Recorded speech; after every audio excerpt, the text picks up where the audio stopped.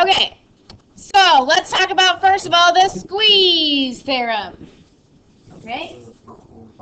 The squeeze theorem sounds exactly, it's the squeeze theorem.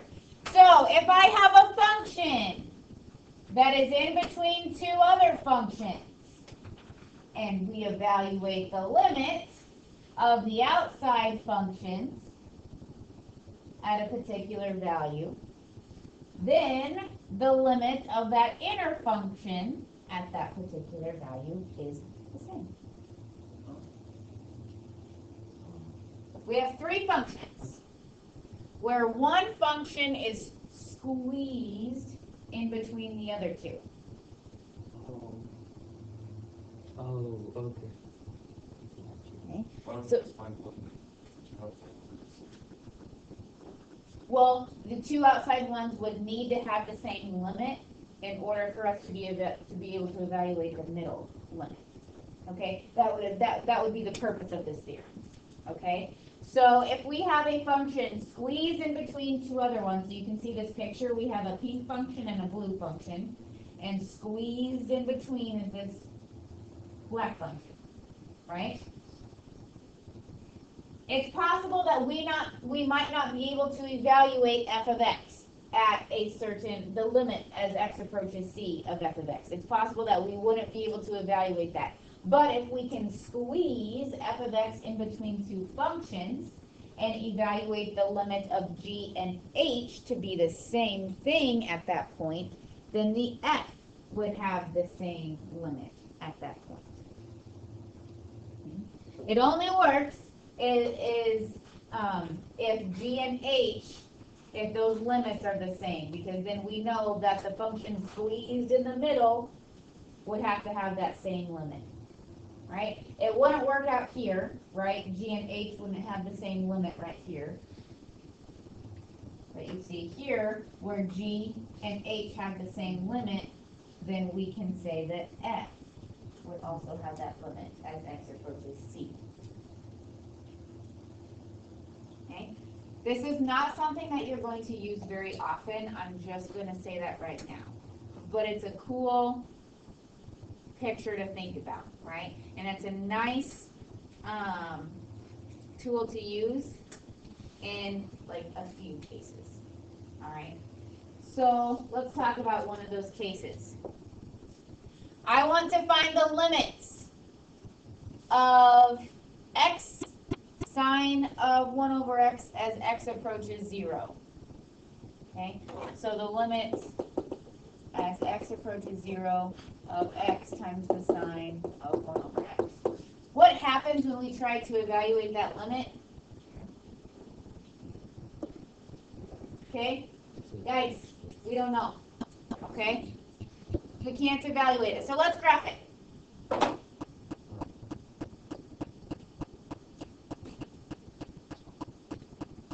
Okay, first of all, if you're going to graph anything with a trig function, then your mode needs to be in radians.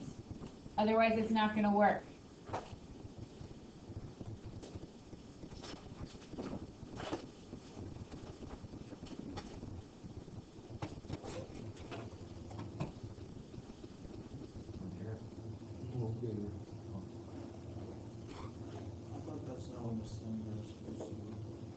This is x times the sine of 1 over x. So it's not going to look like the typical sine graph because it has a 1 over x inside and it's multiplied to x on the outside. Okay, so it's not looking like our parent function. Okay, now I'm going to go ahead and zoom. So I'm going to change my window to -5 to 5. What I did is I went to window, and I'm just changing my window from -5 to 5 for both the y and the x. Okay? Mine says undefined variable.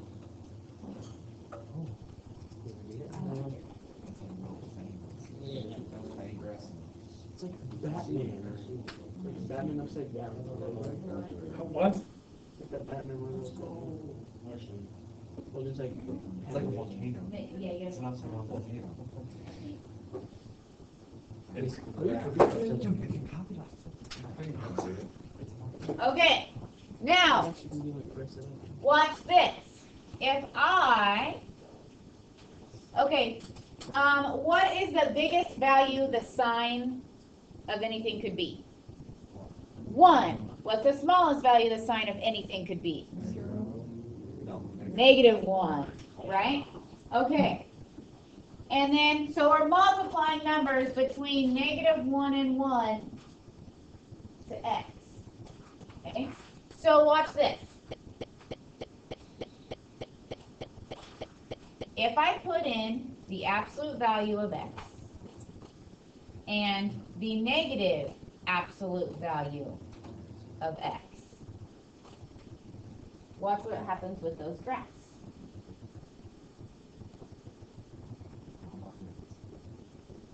Is that blue graph squeezed in between our absolute value graphs? Remember, it can be in between or the same as. So like here we see that they have some intersections, but that's okay. So we're squeezed in between, right? So what we can do is we can look at, okay, we have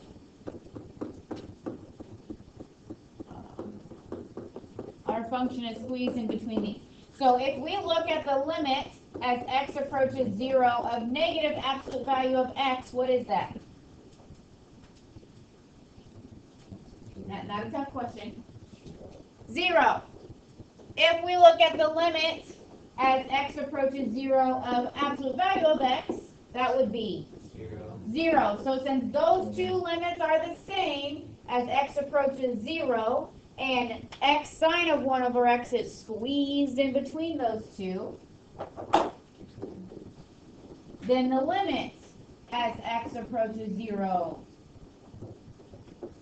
of our f of x is also 0. Okay. Like I said, not something that we're going to use a lot of, but there it is. It is a tool we can grab if we need to. Okay. The rest of the period is going to be spent with trigonometric functions. Some of you are excited. Okay? First of all, let's start simple. If I ask for the limit as x approaches pi over 3 of the secant of x, what are we going to do? Graphic. No need for graphing right now. Plug it in pi over 3. Plug it in. We can use direct substitution just the same with our trigonometric functions as we would our polynomial functions. Okay? Almost quite the same. Right? So we can plug in pi over 3. And what is the secant of pi over 3? 0.5.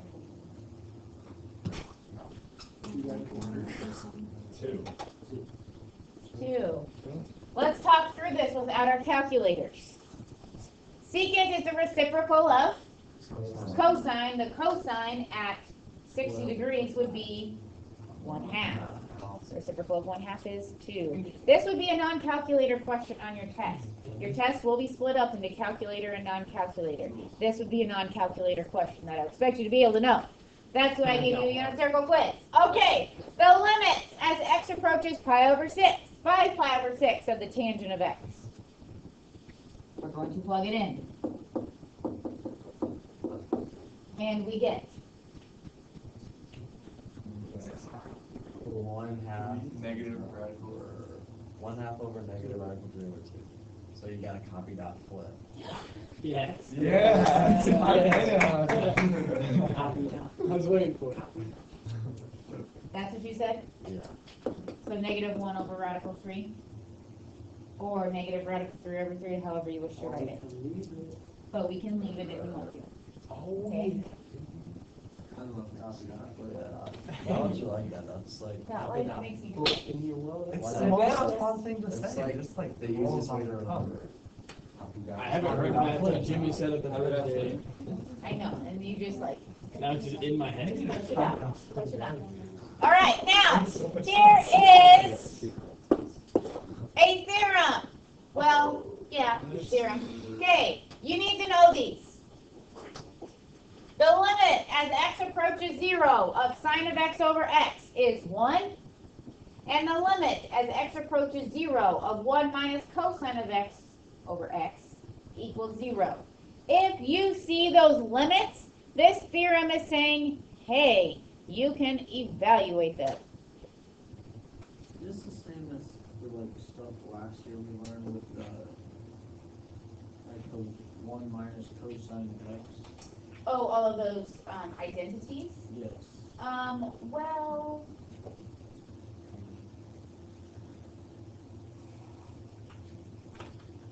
not really. We're going to use identities to help us sometimes, but I would not call this an identity. Okay? If you would like to see proofs of why these limits are what they are, I will refer to your book. Okay, I don't want to go through them because I want to have enough time to show you examples. So if you want to know why these limits are what they are, on page 65, there's a proof. Okay, I'll leave you to that. So,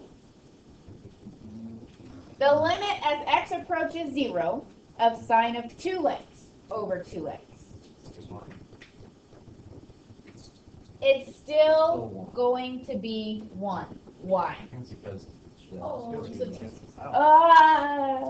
the 2's do not cancel out.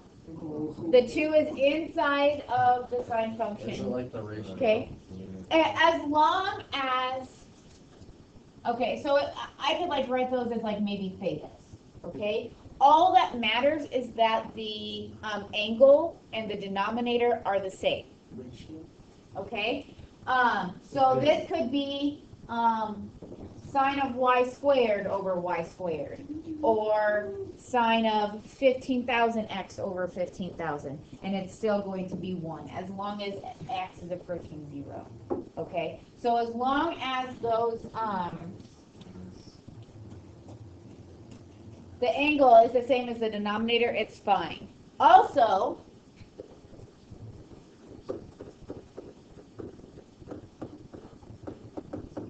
what would this be?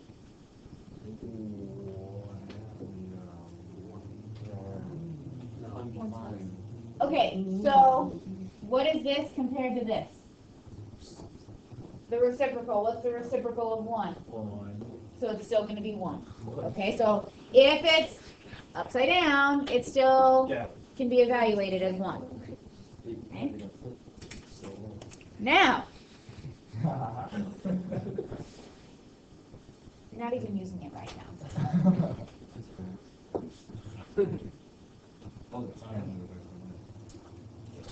Okay. Your first step should always be to see if you can use direct substitution. Because if you can use direct substitution, there is no need for any of these algebraic techniques or trigonometric theorems, okay? Direct substitution is always easiest. Now, can we plug in 0 to this limit? No, we get a 0 in the denominator, so we need to come up with a different way to do this problem. Could you use, if I'm not mistaken, maybe tangent is the same as sin x over cosine x? It is. We can write the tangent as sine of x over cosine of x.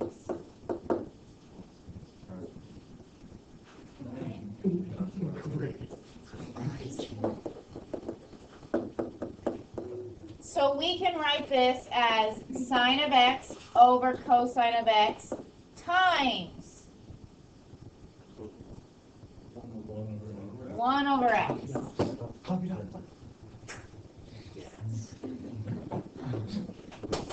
So now what I'm going to do is we can rearrange our fractions.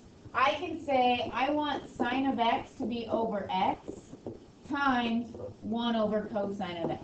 Okay, I just reordered my denominator. That's called the commutative property. That's legal, right? So now, the math police will not come and get me. Okay? Now, what is the limit as x approaches 0 of sine of x over x? This is 1. Okay. Now, so we know that limit is 1. times what happens when we plug 0 into here. Zero point one, which is one.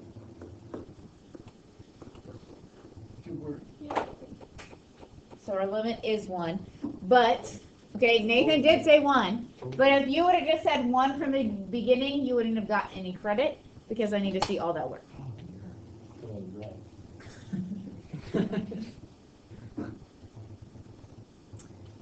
Kind of. Okay. All right, let's look at the second one. Is this second one 1? No, what's the issue right now? The angles are the same. Our angles aren't the same. What would we need our denominator to be? 5u. Okay? Are we allowed to multiply by 1? Does multiplying by 1 change our function?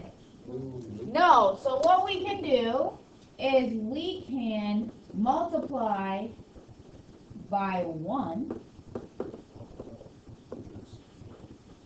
Right? I'm not changing anything. And we can now have the limit of 5 times the sine of 5u over 5u. Okay? What's the limit as u approaches 0 of sine of 5u over 5u? 1. So this goes to 1, and we're left with 5 times 1. So it's pretty much just like the ratio of. See what I'm trying to say here? That number is going to help you. I still need to see this. Okay, I need to see that. So this is going to tell you what number you need. Okay? Now, keep that in mind. Let's look at this. More fun. 3/5. We'll see. How someone gets. Okay. Oh, dear. Okay, so first off, can we use direct substitution? The sine of 0 is 0. The signs cancel. No, they cannot. No, no, they can't. Okay? So, what we're going to have to do is if I have that sine of 3 theta, if I want to evaluate this limit, what would we need underneath of it?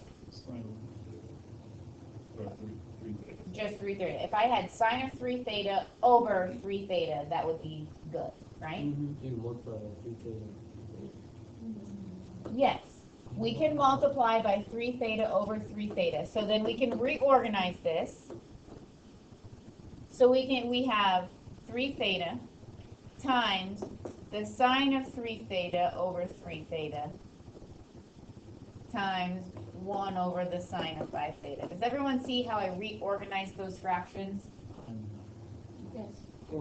Okay, so I took my 3 theta over 3 theta. I left this one out here. I took sine of 3 theta and put it over 3 theta. And we still had sine of 5 theta in the denominator, so I made it a separate fraction. Since we're multiplying, we can break them apart like that. It's just the commutative property. Everything's being multiplied together up here, right? So I just reorganized things with the commutative property. All I care about is that the sine of 3 theta is over 3 theta. Okay? The rest can be wherever as long as they stay in numerator and denominator. So what happens right here? What is this limit? This limit is 1. So now we have the limit as theta approaches 0 of 3 theta over sine of 5 theta.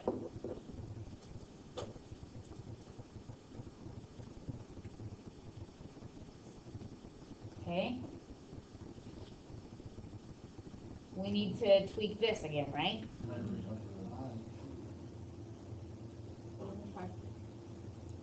You want 5 theta? You want 5 theta? Over 5 theta? It's fine. Right?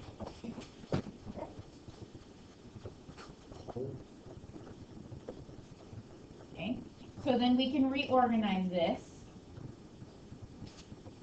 We want 5 theta to be over sine of 5 theta, right? Times what's left in the numerator and what's left in the denominator. 5 theta. So this limit right here, we know the limit as theta approaches 0 of this goes to 1. 3 theta over 5 theta, what do we need to do to that before we can use direct substitution? Okay, our thetas can cancel. So yes. So we literally could have just taken out sine of theta. No. Why do we have to show all that? Yeah, I don't understand that. What's the point The signs don't cancel, they're two separate functions, okay? So we're pretty much Proving it instead of like. Yeah, we're pretty much proving. You had a conjecture, okay? You knew how our last couple examples went, that this was probably gonna be 3/5. And you got to the end and you were excited about it, okay? Now, basically what this is gonna tell you, you're gonna have some confidence going into these problems because you know how they should play out, okay? But we still have to do all this algebra because the signs don't cancel because they're two separate functions, okay? For your very first step, would you also do 5 theta over 5 theta? You could have done the 5 thetas first, okay? Now here, was it necessary to multiply by 5 theta over 5 theta? You could have done 5 over 5, and then that way you would have gotten to here and you wouldn't have to worry about canceling those out, but did it matter? No. It did not. Okay. All right, here's your homework. I have new codes for you. Yes, we did. Come on.